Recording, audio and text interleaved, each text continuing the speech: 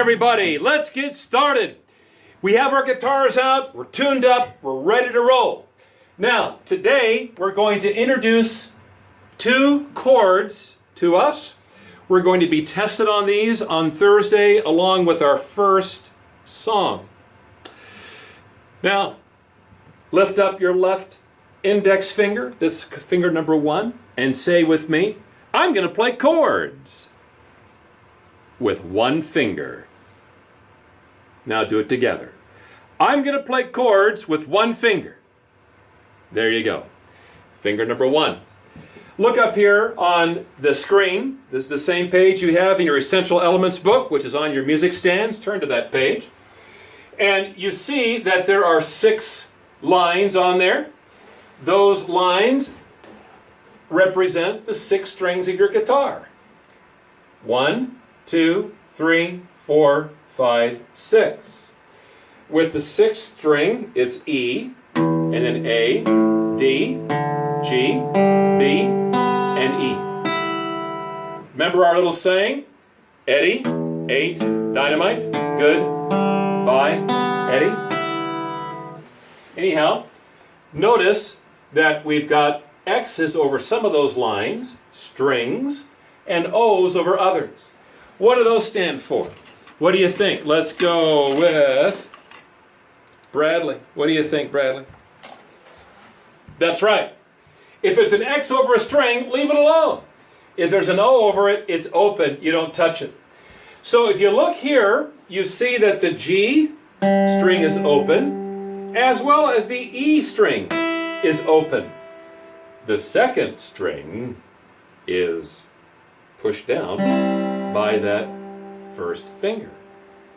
And with the 3 notes, our 1st finger on the 2nd string of the 1st fret, we've played a G chord. I'm sorry, we've played a C chord, haven't we?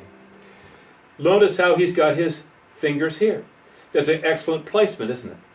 Close to that fret, that line, that little bar, that raised thing there on our fingerboard, on our fretboard.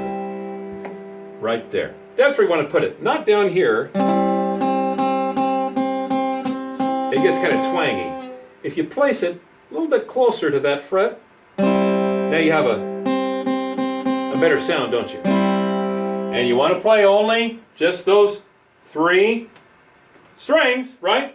If you give me too many, then it's like this.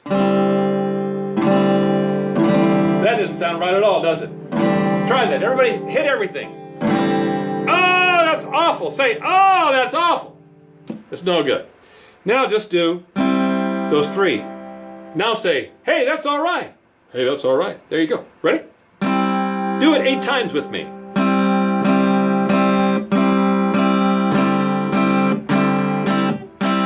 There you go. Here's the G7.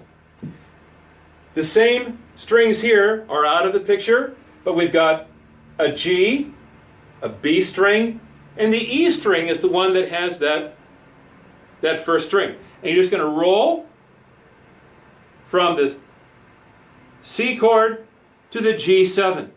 Try the G7 by itself, please. And there you go. Let's do them together. C, G7 for 8 counts.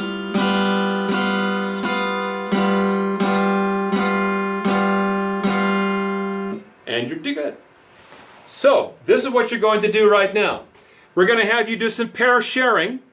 Each of you is going to have a teammate, a partner, a friend, a compatriot in guitar, and you're going to play for each other. Look on the next page up here on the screen. We'll have it up here. And there's a perfect pair and a rolling along. For the next 10 minutes, I'm going to go around the room and see how you're doing.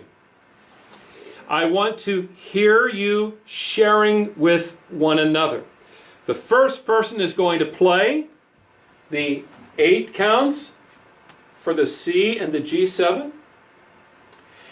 And then the 4 counts each for the C and G7 chords.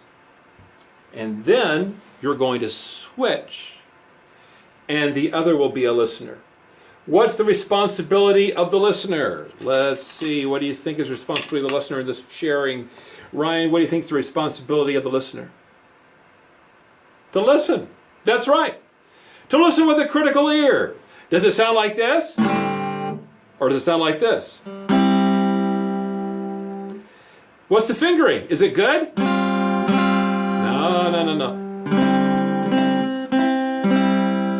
I want you to repeat after me. If it sounds right, does it feel right? I'm not saying if it hurts, but I want you to remember the feeling of where that fingering is when it sounds right. All right? So, anyone have any questions of what we're going to do now? Yes. Right. One plays and the other listens. The listener will watch and listen and then give evaluation so the other one can learn. Then you're going to do what? Right. You're going to switch. And someone's going to play and the other will listen. That's how it's going to go. And do this exercise right here. I'll walk around, play a little bit with you guys and say you're doing. Ready, set, go.